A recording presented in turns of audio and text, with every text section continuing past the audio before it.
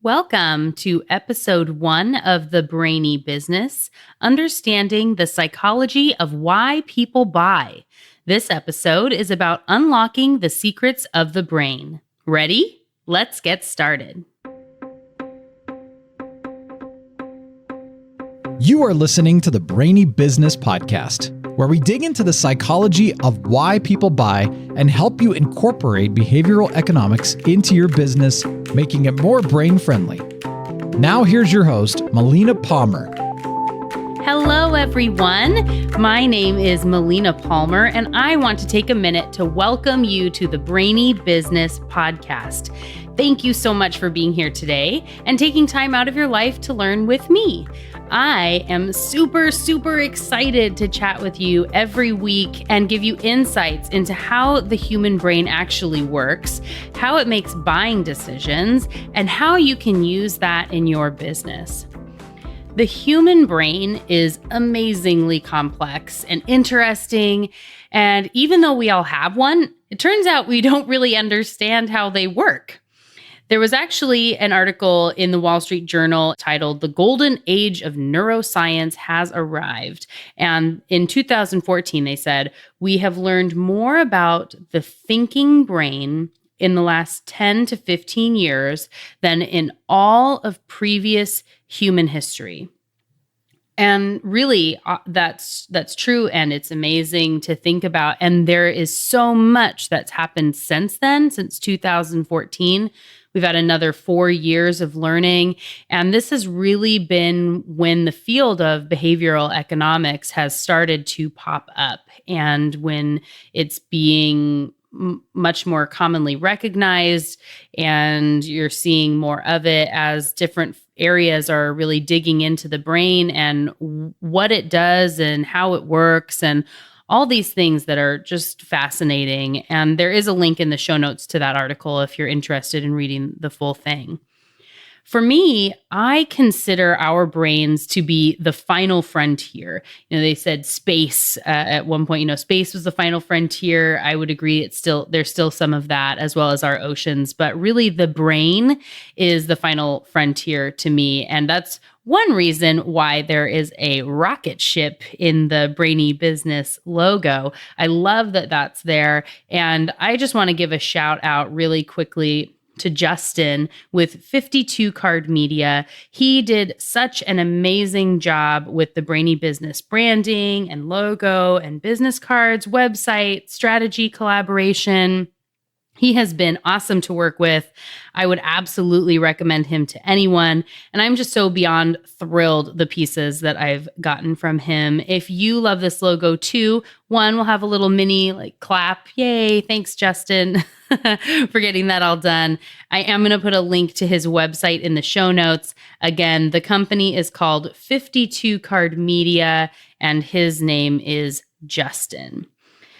So thinking about that final frontier of the brain, we're constantly finding new things and rules of how the brain works. And this is a space where we can test and try so many things. It's really fascinating to understand how our brains make decisions. And I think that this shouldn't just be an area for academics. I want to bring these concepts out of dense research papers and journals and translate them into actionable, usable, bite-sized pieces for busy business professionals and entrepreneurs like you. And that's what you're going to get on this podcast. Typically, one new concept a week, like bite-sized chunks, if you will, with all the information you need and none of that extra stuff that you don't. Proper research requires and relies on things like variance, standard deviation, and statistical significance, but I promise you will rarely, if ever, hear me talk about them in this podcast. I will link to studies that I talk about in the show notes, and if you want to geek out with me over some of the official stuff, I'm all over that. I do enjoy digging into statistical significance and standard deviation and mean and median and all that great stuff, but I don't think it needs to be here. So if you want to geek out over that with me, send an email to melina@thebrainybusiness.com and let's chat. We'll have a conversation. But in my opinion, in a podcast like this, we need some fun. So if you want a lighthearted, conversational approach, I'm your gal. Now that that's out of the way, what am I going to cover in this episode? If you remember this episode 1, and again, thank you for being here with me on this inaugural episode of the Brainy Business.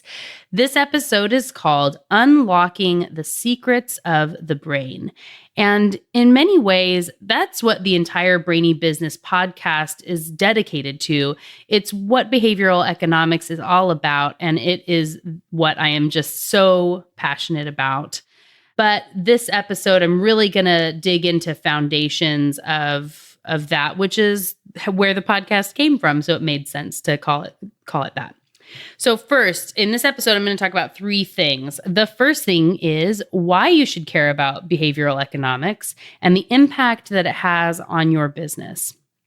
Second, I will tell you a little bit about how the brain actually works and give you a foundation to start from, which is useful for the entire podcast listening experience. And I will make sure in future episodes, I will be reminding you of these things. It's not like if you don't hear it here or remember it from this one time that you're never going to hear it again, but it's just a great place to start with the foundation. And finally, and this is especially for those of you who I have not had the pleasure of meeting personally yet, I will provide a little background on myself and why I am qualified to share this information with you. So first off, we are talking about why you should care about behavioral economics and the impact it has on your business.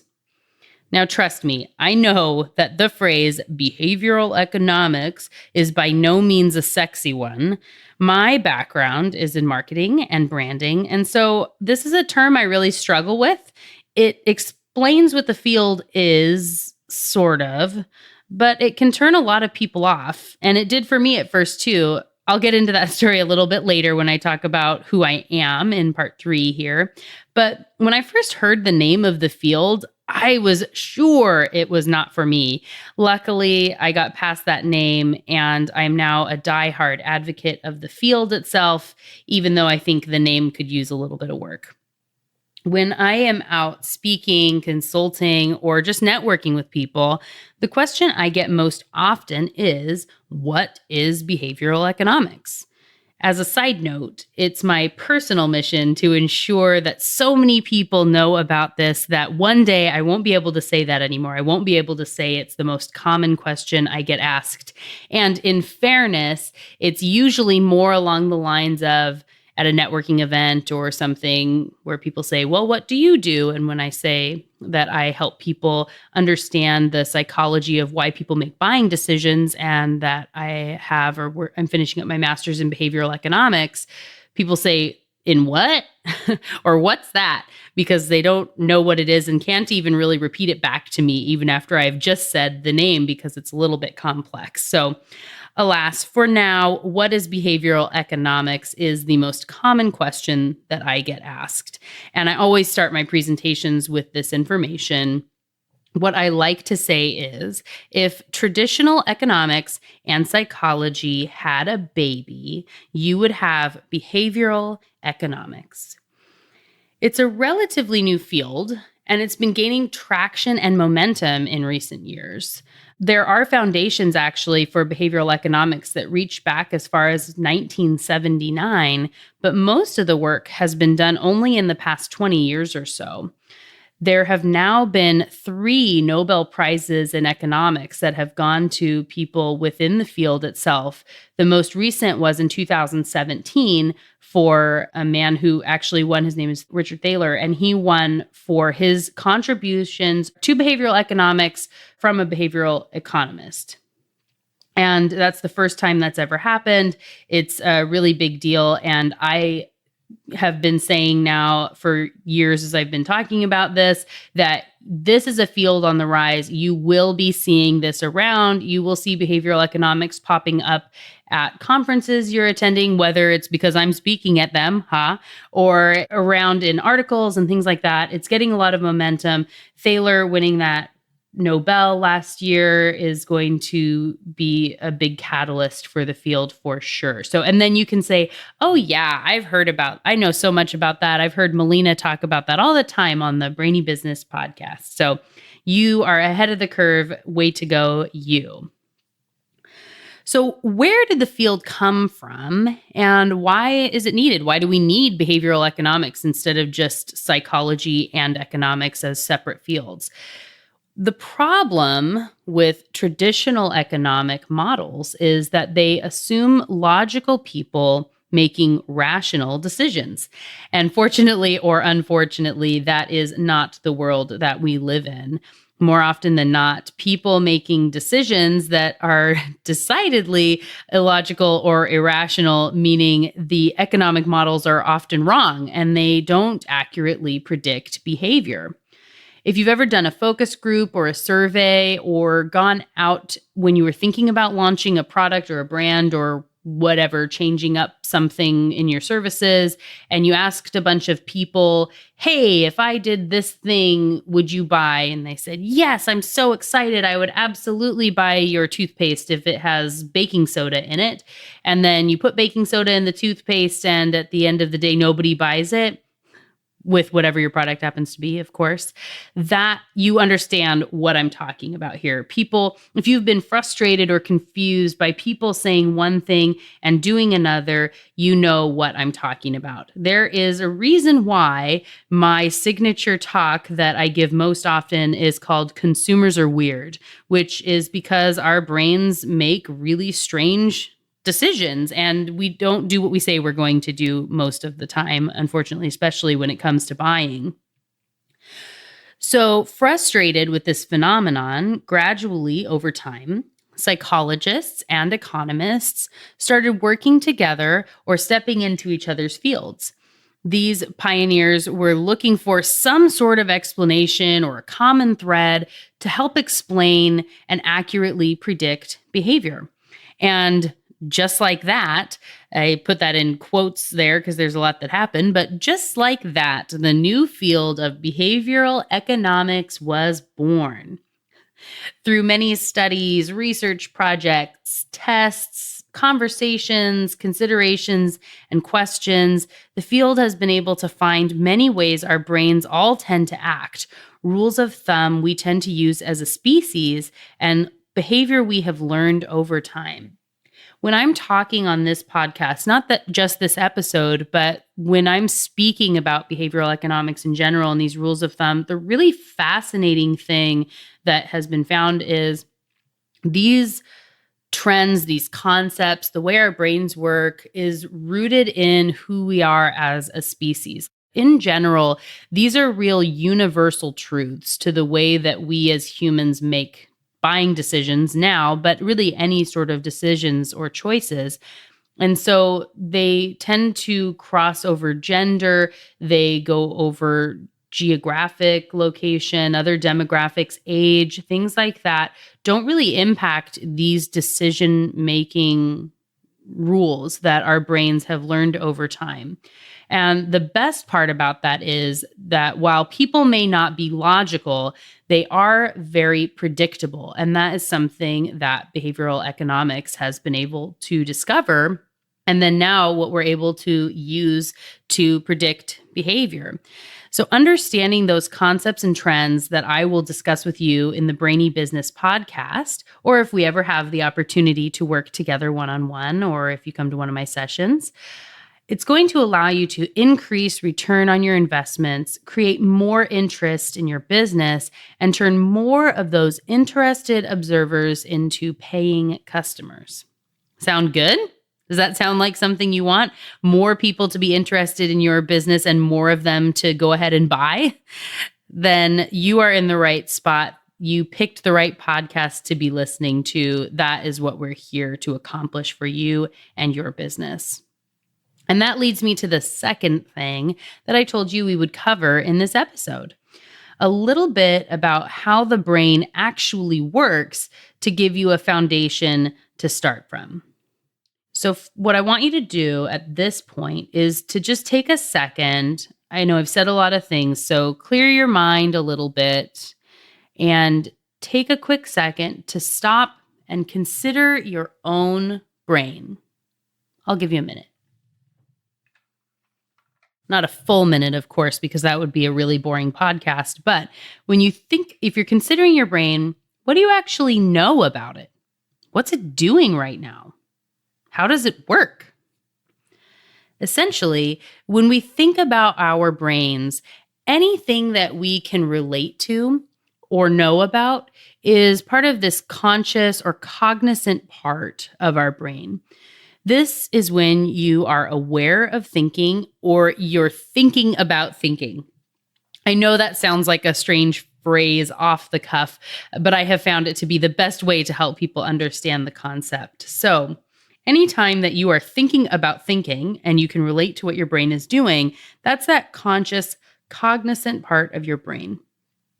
As a quick side note, for anyone who has already done some pre-reading or research into behavioral economics, you'll notice I use the terms subconscious and conscious instead of Kahneman's System 1 and System 2. Daniel Kahneman is a brilliant man, and without his groundbreaking research with Amos Tversky, the field I love may never have emerged. If you remember back to the beginning of the episode, I talked about research done in 1979, which really kicked off the field, and that was done by Kahneman and Tversky. Kahneman, a psychologist, actually won his Nobel Prize in economics back, it was the first for the field back in 2002. So again, he's phenomenal. His book, Thinking Fast and Slow, has really amazing insights and stories, but it is admittedly, it's quite dense. I know I have a friend who put this into a book club and it's heavy. The information is fascinating. And I know quite a few people who have intended to read it, but it's just, there's a lot. There's a lot there. And so there is a link to that in the show notes if you're interested in digging into the nitty-gritty. But for me, I have made the strategic decision in my business, when I'm speaking, when I'm consulting, here on the podcast, I don't use Kahneman's terms of System 1 and System 2 because I don't think they resonate well for people outside the field. You know, I think they're easily confused where if I'm telling a story or explaining how something works and I say System 1 and you might think, which one was that again? And you get sort of hung up on the nomenclature instead of what we're actually trying to do and learn. It's just too difficult to differentiate between if you don't use the terms all the time, like those of us who get degrees in this area. So on the other hand, subconscious and conscious are terms we've all heard and are close enough to help everyone really understand and know what I'm talking about intuitively when I'm giving examples. So you can focus on those lessons and applying them instead of trying to remember which system is which. So now that that's out of the way, back to how our brains work. As I said, anything you can relate to in what your brain is doing when you are thinking about thinking, you're in your conscious space. We've all heard about subconscious thinking, but how much of your brain's processing is done subconsciously? Would you guess 25, 50, 75%? The highest number I've seen quoted for this was in a great book called The Buying Brain. And of course, there's a link in the show notes. And The Buying Brain put the number at 99.999%. Can you believe that?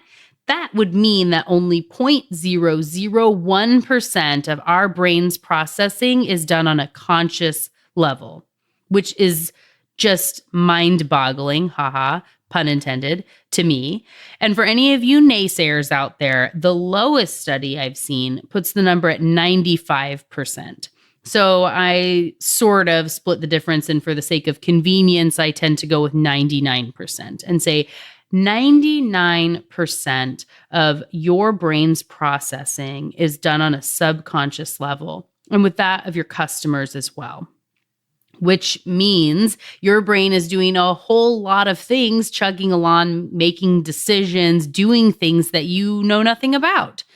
And to help really relate and understand to this concept, a lot of people talk about the brain as if it were a computer. You say a computer can process information in bits per second, things like that. It's not exactly the same, but if you were to use that analogy, the buying brain also tells us that our senses and the subconscious brain can process about 11 million bits of information every second.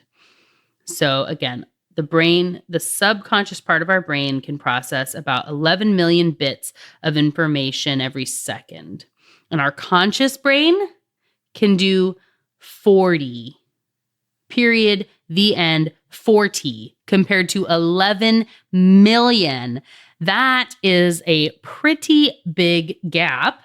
And what does that mean? It means your subconscious brain and that of your customers is making all those decisions behind the scenes. Your brain is an iceberg, is what it means. And you know nothing about what it's doing. And you can't really understand because your conscious and subconscious brain don't really talk to each other.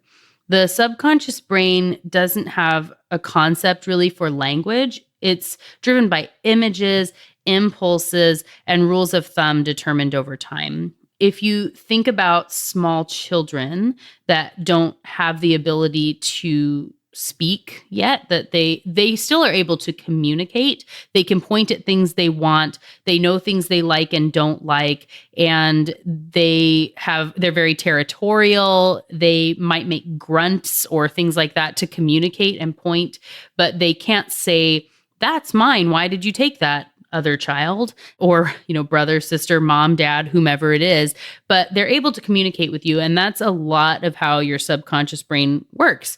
It makes these decisions as if in the same way a small child would. And another question I get asked a lot is if this is like left brain and right brain, and it's not. It's also not that you have two separate systems that when one is working, the other is turned off.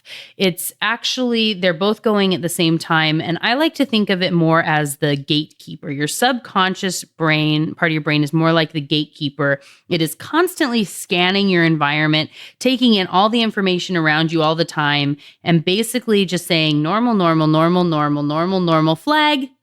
And when it flags something as abnormal or not fitting into a previous rule, something that needs to be evaluated, it passes that along to your conscious brain for processing, which then steps up and says, all right, conscious brain is here. I'm working, I'm doing things. And you feel very accomplished that you are able to work on something.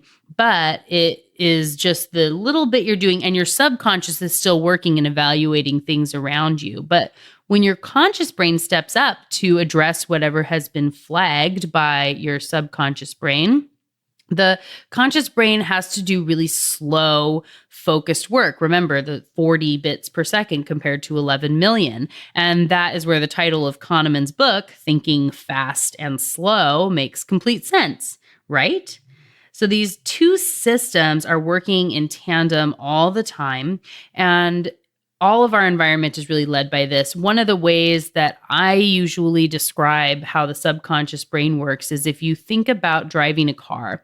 When you first learned to drive a car, especially if it was a stick shift, it was a very difficult process to go through where you're thinking, are my hands at 10 and 2? And where are my mirrors? And which foot goes where? And what does this pedal do? And looking here, looking there. You're very tense and focused on what's happening. And it feels like everything's happening faster than you want it to happen. And that's because it's in your conscious space. But today, when you drive, assuming that you're over the age of 16 or you learned to drive more than 6 months ago, you are able to just breeze through all those things. They're just happening normal. You know how to turn on your car. You know where you're supposed to be. You backed out of your garage a bunch of times or whatever it happens to be, parked in this space. And it's all very normal. You have your routine, what you do.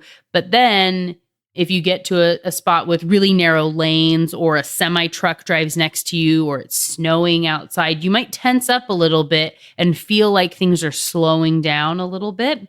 And that is because you've switched from subconscious to conscious, to where that is where your conscious brain is having to focus its attention. So the subconscious was doing all the stuff it's used to doing, rule of thumb, this is how that works. And then, flag, something we really need to pay attention right now because we're in danger.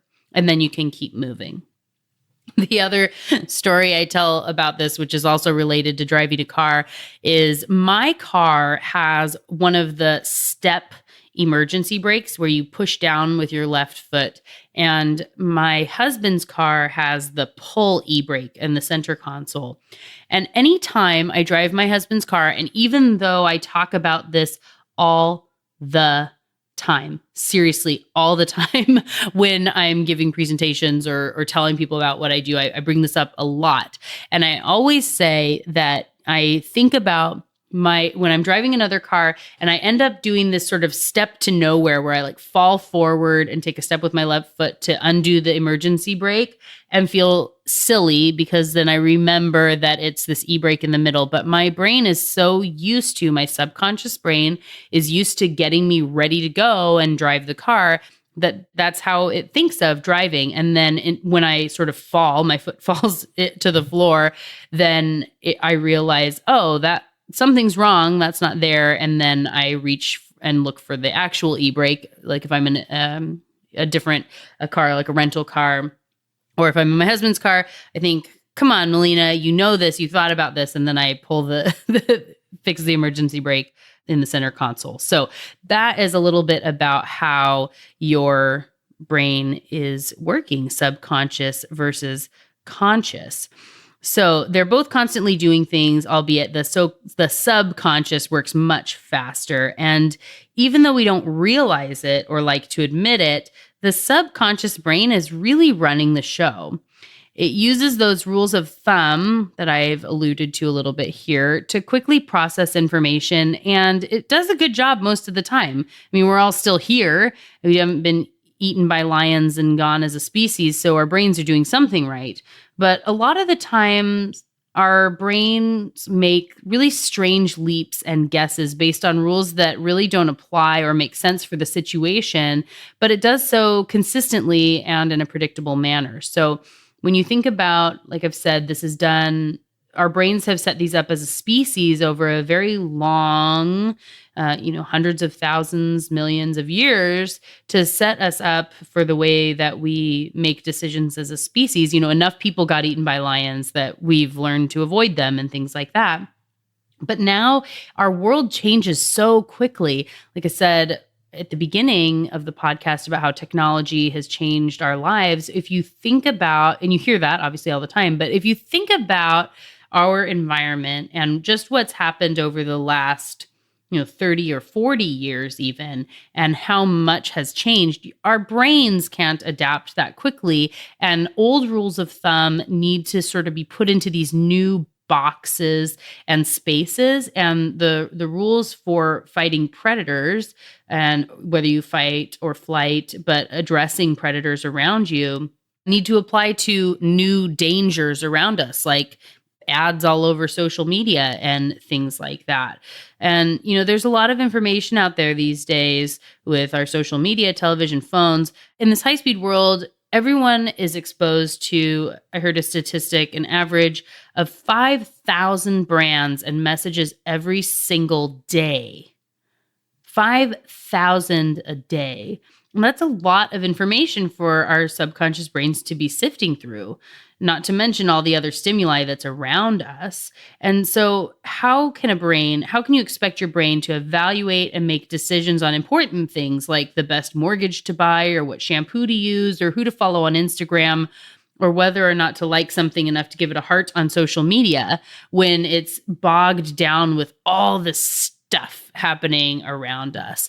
But the good thing is we can use these rules of the brain to our advantage. So the way it does that, the way it knows, is by using these rules to take care of mundane decisions, and then it frees up your conscious brain that it only has to be tapped into every so often.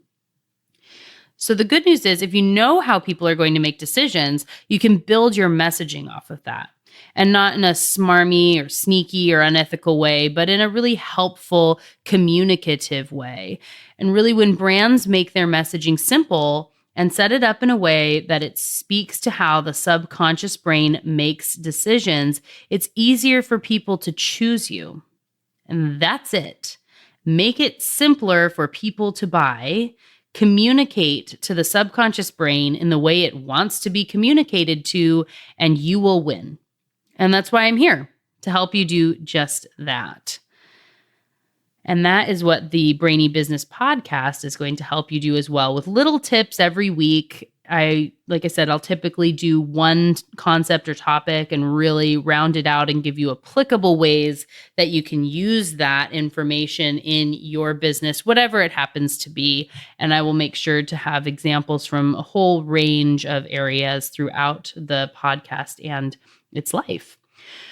So now that you have a little foundation into the field of behavioral economics and how our subconscious brains are running the show, I'm going to get to my final point of this episode, which is just a little bit about me and why I'm qualified to share this information with you. As I've said a couple of times in the episode, my name is Melina Palmer. My undergraduate degree and the bulk of my career has been in the world of marketing and branding, a lot of which was in the credit union space. Shout out to all my credit union members, employees, and advocates listening right now. So happy to have you here. Thank you for tuning in.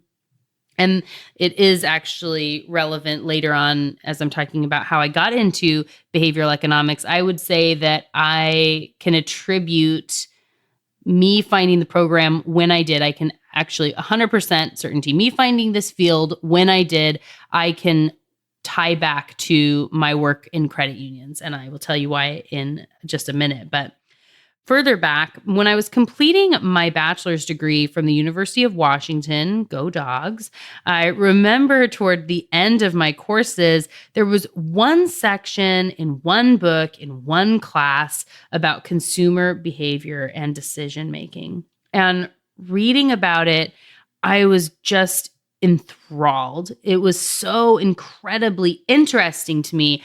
And I was hooked right then, in that class, which I think it was either my last term or maybe the second to last term. But I knew, before I even completed my bachelor's degree, I knew that I wanted to be learning more, everything I could about the psychology behind decision making. And at that point, I had started saying, people are asking, what are you going to do after school? And some people were saying then they wanted to get MBAs, you're asking about that. And I knew that an MBA wasn't right for me. It's right for so many people. It's a great program, but I knew it wasn't what I wanted to do, what I was meant to do in research. And I had said, obviously I'm getting a job and things like that. But when I do go back to school and get my master's degree, I knew I was taking some time off. I said, it's going to be in consumer or behavioral psychology. That is what I want. And unfortunately, I found out pretty quickly that the program I was longing for did not exist anywhere. I called several universities over the years and inquired about which program I should enroll in to get the education that I was looking for. And the response that I always got was, we don't have a program like that, but you could create one if you want. My thought, which you might be having here now, and maybe over time I got a little bit snarky and potentially had an actual response of this as I got frustrated, but it was something along the lines of, if I knew what I needed to study enough to create my own program, I wouldn't need to go to school. I wouldn't have to pay you money to teach me a thing that I can teach myself. So discouraged, but not completely avoidant. I never really get rid of dreams once I have them. If I've set a goal, I'll come back to it. But I put the dream on the shelf for a little while and I focused on my work in marketing and branding, which I absolutely loved and was very successful at. We won lots of awards and I really enjoyed my work, but something was always missing. That was really nagging at me. And like I said, when I have a plan or a goal in mind, when I've decided I'm doing something, it just has to get done, and it's sitting there and I don't forget about it. It might not surprise you, especially those of you who know me personally. It might not surprise you to learn that I have always been an ambitious problem solver, and that's where innovative programs and the world of researching new things, looking for new things, lifelong learning has always been important to me. My mom loves to tell a story that she got from my fourth grade teacher, who I remember her name was Mrs. Axberg. But Mrs. Axberg had told my mom a story about how how much I could stick to my guns. And my mom loves this story. I don't remember this specific example, but I have a vivid memory of it now because my mom has told me about it. But apparently, when Mrs. Axberg gave me a grade of a 0 on an assignment she said I didn't turn in, it was, she used to do the assignments where you had in elementary school, if you remember, it's the long line of grades along the way. So it'd be like 20 out of 20, 20 out of 20, 20 out of 20 for mine, let's say 20, 20, 20, 20, 0. Because she said I didn't turn in the paper. And I knew that could not possibly be true because I'm not the type of person that doesn't turn in assignments. So I calmly went up to her, apparently, and explained that I was sure I had turned it in and asked, in her words, she said very politely, I'll take it. But I asked if I could go look through the filing cabinet and locate the missing document. She said, yes, sure. A little bit surprised that a fourth grader, a 9-year-old, came up and asked her for this. And after a few minutes, I had located the paper, brought it to her, and politely asked her to update my grade. And I'm sure very immediately, where I said, I will stand here and watch you update it. I must say, I really appreciate that my mom likes that story. I'm confident I was not the easiest child to raise. So thank you, Mom, for putting up with me and my stubbornness and dedication for ambition and creative problem solving is what I like to call it now, like I said. So anyway, when I set my mind to something, I keep working at it until I reach that goal. So in my pursuit of lifelong learning and questioning and trying to find ways to really get at this thing I knew I wanted to pursue an education in someday, I ended up finding a really awesome credit union innovation program and group that's called I3, which is through the Filene Research Institute. So for any of you credit unioners listening, you should apply for I3 if you've been thinking about it. If you get the chance, absolutely do it. Be a member of Filene. I'm all about them. And they are the group that helped me to find when behavioral economics was actually just starting to come around and be a thing. They helped me find it. I have a link to Filene in the show notes. They are awesome. So the I3 program is a 2-year commitment about bringing innovation to credit unions. The 3 I's are ideas, innovation, and implementation. This program teaches you to think outside the box, to discover problems, come up with solutions to problems people actually need solved so you don't end up with a bunch of pet rocks, and actually create test products for viability, and then present those findings to groups of credit unions across the country. While I was in that program over my 2 years, I had the good fortune to be able to present at some really amazing places, including the World Credit Union Conference, which was in Denver the year that we were there, and also at Harvard, which being able to present at Harvard is just a really cool thing that I can't put enough words to, I guess. But while my group was at the World Credit Union Conference in Denver, the Filene, the I3 people, they provide content for us to be learning in addition to the presentations that we do and getting us, thinking differently and things like that. And there were some people there from Duke University's Center for Advanced Hindsight. And they were talking about their research. And I knew that this was it. It is what I had been searching for all those years since my undergraduate. Well, and, maybe not all those years, but what felt like a long time for me. So all these years since I had graduated from college, and I knew I had found the education of my dreams. And so I went to one of the girls that was there presenting. Her name is Jamie. And when I asked about the field and said, tell me, what is this? I have to find these programs. Where can I learn? What do I do? And she said, it's called behavioral economics. And I stopped and said, nuh-uh, that doesn't sound right. That's not what I want. I don't want that. But after some of my own research and speaking with her, and there is a link for the Center for Advanced Hindsight in the show notes. They do some really amazing research. But after some of my own searching around, I found it was true. Behavioral economics was the field I had been pining for all these years. And there were a few programs popping up at select universities like Duke around the country and the world, but they were so few and far between. And there wasn't even a program in Washington. And to my knowledge, at the time of this recording, there still isn't actually a degree that's able to be obtained in behavioral economics in the entire state. And as I was not interested in moving, I was really lucky that I came in at a time where I found a really fantastic online program through the Chicago School of Professional Psychology, which offered an actual master's in behavioral economics, which is, again, not a common thing. Now I'm almost done here. But when I've talked with people about my degree and that it's actually specifically titled a master's in behavioral economics, people that are familiar with the field are even surprised and really excited that there's a program where you can actually get a full degree in it versus, some field of psychology with a few classes in behavioral economics. It's just not common yet. So I'm so thankful that I found them. And if you are interested in following in my footsteps and going on to get a degree in behavioral economics, I've put a link in the show notes to the program through the Chicago School there.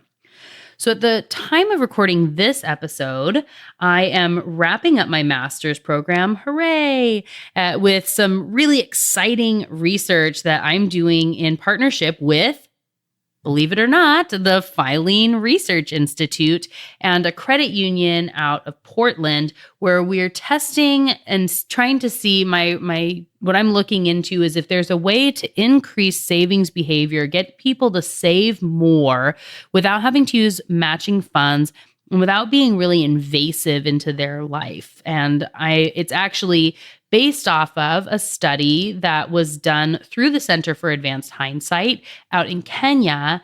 And I'm really excited that this is able to come full circle. So that sort of rounds out my story. And now you know why I took a little bit of a detour to get to who I am and why I'm here. So once those results are in, there will be an episode dedicated to the study. It's a 6-month research study that is undergone right now. We're just wrapping up the first month at the time of recording this. So a few more months of waiting before the research will all be in, and I will be able to do my analysis. And I then get to be digging into things like statistical significance and variance and all of that standard deviation and good stuff. But when I share it on the podcast episode, I promise that I will also not use all those terms because that's no fun for you. So once that is done, once I've finished my master's program, I'm planning to take a short break before rolling right into my doctoral studies, which will also be pursuing additional research and work into behavioral economics. Like I said, I'm a lifelong learner, so I've set this goal and it will happen. I will be Dr. Melina Palmer in the not too distant future. So one of the things I've found in my master's program and what has led me to I knew I was going to build my consulting business and my work around this idea around behavioral economics in general into marketing branding. That's why I was taking the time to study it and dedicating so much of my life to it. But what I found is that the field is really academic, and it's because it's so new, it completely makes sense. But being academic means it's backward focused, and it's more, and what I mean by that is it's working on understanding how the brain works. So it's looking for things, and when you do studies like that, what you're able to find is people do things this way, or we think people will do things in this way. So we built a study around it and proved that, yes, people do this thing, whatever it happens to be, whatever the concept is. And then it just sort of stops. And that's how academic research really is, but where you're able to say, okay, we did this, and these would be some interesting things to look at in the future. But it's really just saying, what do people do? And that's great. And what I think is for a business, somebody who's an entrepreneur or working inside of a company, or if you are working at a marketing agency or things like that, that's who I'm really speaking to most of the time. But if you are looking to apply things where you say, okay, people are loss averse, so what? What does that mean to me? How do I use that information?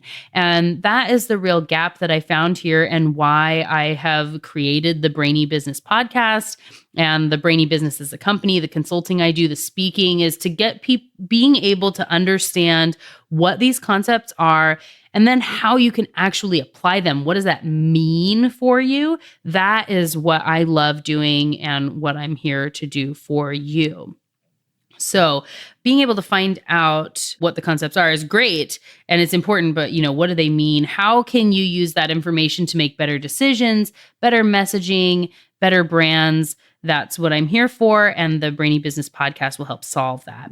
Hopefully, this podcast will be around for a long, long time and will help me see through this vision I have of a world where this complex academic field of behavioral economics can be a widespread and well understood space that is foundational for all businesses and students. Like I said, I am looking toward the day where what is behavioral economics is not the most common question that I get asked anymore, but that most people just know. And that's what I'm working toward. But I need you to help that vision come to life. So if you liked this episode, and I truly hope you did, please consider rating and reviewing it on iTunes or whatever app you listen to. That's really important, especially for a new podcast. And as I've said, this is episode 1. And in this inaugural episode, being able to have ratings and reviews helps with iTunes rankings so that people are, when they're searching for the podcast, will be able to find it and that it will pop up on phones and things like that. And hopefully be in the new and notables section. And if you're not listening on iTunes or in any other of the players and things like that, please consider rating and reviewing there as well. It's just iTunes is the most common, and instead of listing everything out every time. That's why I'm saying that. So also, please consider subscribing to the podcast. I would love to have you as a subscriber. And then that way, when new episodes come out every Friday, you'll get them right away and have automatic notifications. And for those of you who are on my email list already, whether you signed up previously, heard me speak and signed up to the newsletter list, I will be sending weekly newsletter announcements of new podcasts when they come out and other content.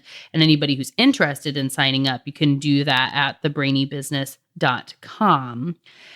Also, if you know someone who you think would benefit from the information, who would find it interesting, a friend, family member, coworker, peer, whatever, whomever, if you think they would find it interesting, would you consider sharing it with them?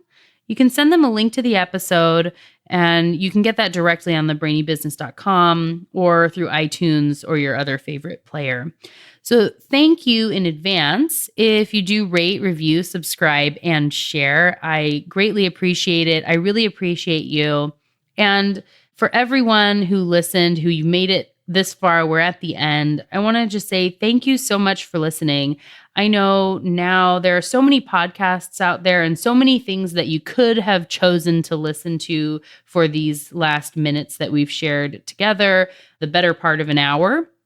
Most episodes I'm aiming to be in the 30 to 45 minute mark, so but I really appreciate you taking the time while you were cleaning or running or exercising or driving to wherever you're going, or whenever you choose to listen to podcasts.